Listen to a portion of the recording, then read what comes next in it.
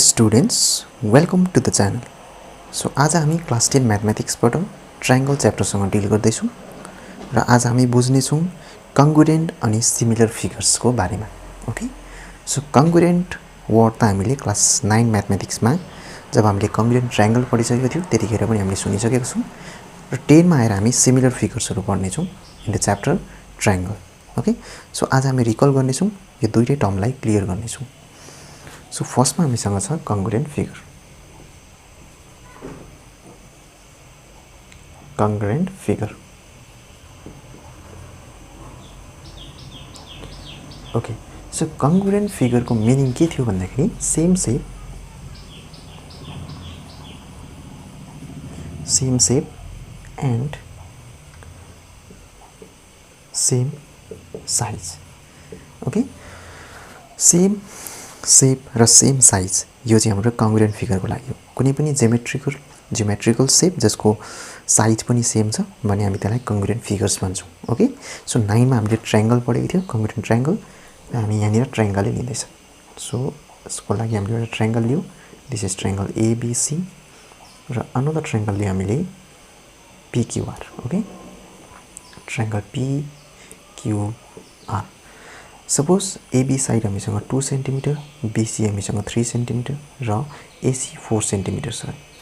Similarly PQR मा पनि हाम्रो यो PQ is 2 cm, BC is 3 cm and PR is 4 cm. So यो फिगरबाट हामीलाई क्लियरली थाहा भइराको छ यो दुईटाको शेप पनि सेम छ, बोथ आर ट्रायंगल्स र साइज पनि सेम छ. ओके, साइज पनि सेम छ भनेपछि यो ट्रायंगल कङ्ग्रुएन्ट भयो, right?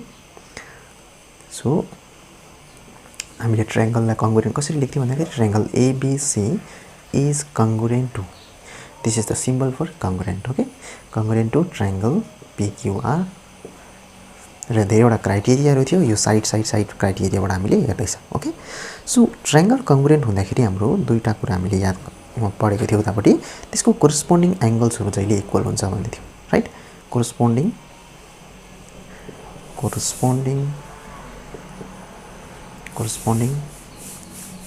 angles are equal. Okay, if two triangles are congruent. Corresponding angles मतलब angle A को corresponding अर्को angle P equal हुनु पर्यो, angle B को अर्को corresponding angle Q सँग equal हुनु पर्यो.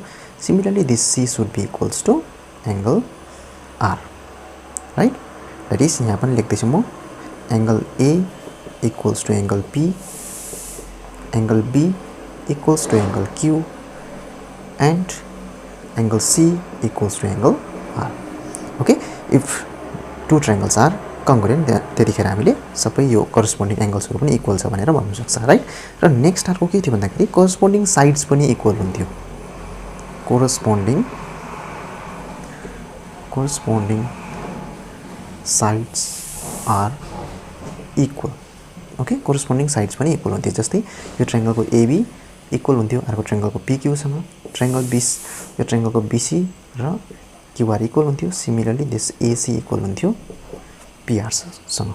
ओके, सो यहाँनिर हामीले लेख्थ्यौ AB equals to PQ, BC equals to QR and AC equals to PR.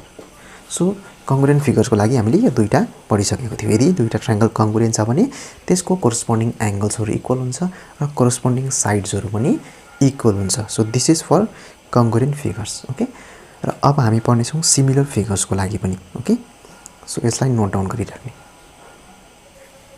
Okay, so number 2 मा छ सिमिलर फिगर. सिमिलर फिगर को मिनिङ के छ भन्दाखेरि same shape but different sizes. Okay, different size. कङ्ग्रुएन्ट को लागि थियो शेप पनि सेम थियो, साइज पनि सेम थियो. तर सिमिलर मा शेप चाहिँ सेम हुनु पर्यो, साइज सेम हुनु पर्छ भन्ने छैन. ओके, साइज डिफरेंट हुँदा पनि हाम्रो सिमिलर हुन सक्छ. सो यसको लागि पनि म ट्रायंगल को हेल्पबाट यसलाई बुझ्ने ट्राई गर्दै छौं हामीले ट्रायंगल को हेल्पबाट. सो एउटा ट्रायंगल हामीले लियो ABC र अर्को अलिकति डिफरेंट साइज को ट्रायंगल लियो. ओके, डिफरेंट साइज को triangle Leo. This is triangle PQR. So मानिलियौं this AB is 2 cm, BC is 4 cm, BC is 3 cm and AC is 4 cm. Okay, so यतापट्टि हाम्रो PQ 4 cm रहेछ र QR 6 cm र PR चाहिँ हामीसँग 8 cm रहेछ. Okay, so clearly यो फिगरहरु जुन छ डिफरेन्ट साइजको छ. सो कङ्ग्रुएन्ट त छैन यो, राइट? कङ्ग्रुएन्ट छैन, तर यो दुईटा ट्रायंगल सिमिलर छ. ओके, सो सिमिलर कसरी लेख्छ हामीले त्यो सिकिहाल्छ भोलि. Okay, triangle ABC is similar. So this is the symbol for similar. Similar to triangle PQR. Okay. र यो यसको पनि लागि पनि सिमिलरिटी को लागि पनि हामीसँग धेरैवटा क्राइटेरियाहरु छ. त्यसलाई हामी नेक्स्ट भिडियोदेखि डिस्कस गर्नेछ. ओके, सो जसरी कङ्ग्रुएन्ट को लागि दुईटा हामीले पढेको थियौ, कोरेस्पोन्डिङ एंगल्स इक्वल हुन्छ र कोरेस्पोन्डिङ साइड्स इक्वल हुन्छ, त्यसरी नै सिमिलर को लागि पनि हामीसँग दुईटा छ. ओके, फर्स्ट त हाम्रो सेम छ, that is कोरेस्पोन्डिङ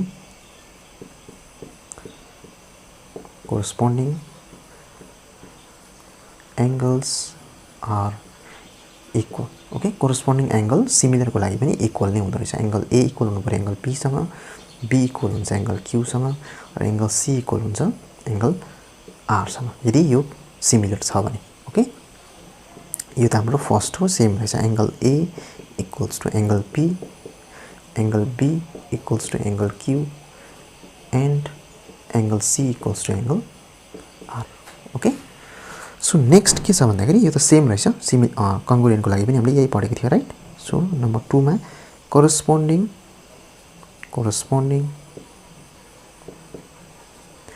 sides are, कोरेस्पोन्डिङ side जुन छ त्यो इक्वल चाहिँ नभएर अब चाहिँ प्रोपोर्सनल हुन्छ. ओके,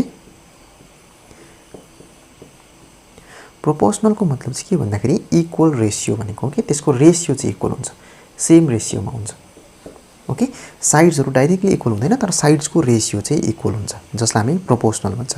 दैट मीन्स के भनेको भन्दाखेरि यो चाहिँ यो ट्रायंगल को हामीले साइड AB लियो डिवाइडेड बाइ अर्को ट्रायंगल को कोरेस्पोन्डिङ साइड्स लियो हामीले PQ, यो रेशियो भयो एउटा, राइट? त्यसरी नै यो ट्रायंगल को लागि BC, त्यसको कोरेस्पोन्डिङ हामीसँग QR, जुन यो रेशियो छ सेम हुन्छ. ओके, सो यसको हामीले लियो AC र PR. ओके, साइड इक्वल नभएर चाहिँ यो केसमा चाहिँ रेशियो, साइड्स को रेशियो चाहिँ इक्वल हुन्छ, जसलाई हामी प्रोपोर्सनल भन्छ.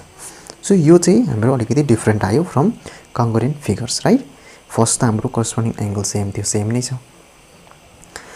सेकेन्डमा चाहिँ हाम्रो कङ्ग्रुएन्ट को लागि थियो कोरेस्पोन्डिङ साइड्स इक्वल थियो, तर यहाँ चाहिँ कोरेस्पोन्डिङ साइड्स को रेशियो चाहिँ इक्वल हुन्छ, जसलाई हामी प्रोपोर्सनल भन्छ. जस्तै मैले यो दुईटा ट्रायंगल कङ्ग्रुएन्ट सिमिलर छ भनेको छु. ओके, सिमिलर छ भने यसको कोरेस्पोन्डिङ एंगल पनि इक्वल हुनु पर्यो र यो कोरेस्पोन्डिङ साइड्स को रेशियो पनि इक्वल हुनु पर्यो. ओके, चेक गरौँ हामी यसको लागि यो रेशियो इक्वल छ कि छैन. यो ट्रायंगल को लागि AB डिवाइडेड बाइ PQ निकालौँ. So AB is 2 and PQ is 4. So 2 1 2, 2 2 4, this is 1/2. Similarly R को कोरेस्पोन्डिङ साइड्स को रेशियो निकाल्यौँ, that is BC divided by हामीसँग QR, right? So BC is 3 and QR is 6. 3 1 3, 3 2 6. This is again 1/2. र similarly हामी R को sides को ratio निकाल्यो भने AC डिवाइडेड बाइ PR निकाल्यो भने पनि 1/2 नै पाउँछ. AC is 4 and PR is 8. 4 1 4, 4 2 8, again 1/2. So यहाँनिर कोरेस्पोन्डिङ साइड्स इक्वल नभए पनि त्यसको रेशियो इक्वल छ, सो यो सिमिलर छ. ओके, कङ्ग्रुएन्ट को लागि त साइड्स पनि इक्वल हुनुपर्छ. डिफरेन्ट भनेको यहाँ कङ्ग्रुएन्ट र सिमिलरमा यति मात्रै छ, यो याद हुनु पर्यो. सो यसको लागि पनि सिमिलर को लागि पनि हामीसँग क्राइटेरियाहरु छ. सिमिलरिटी अफ ट्रायंगल देखाउनुको लागि पनि जसरी कङ्ग्रुएन्ट देखाउनुको लागि क्राइटेरिया थियो, त्यसरी नै यसको लागि पनि क्राइटेरियाहरु हुन्छ, जो हामी नेक्स्ट भिडियोदेखि डिस्कस गर्नेछौँ. ओके, सो आई होप कङ्ग्रुएन्ट र सिमिलर फिगर्स सबैलाई क्लियर भयो होला.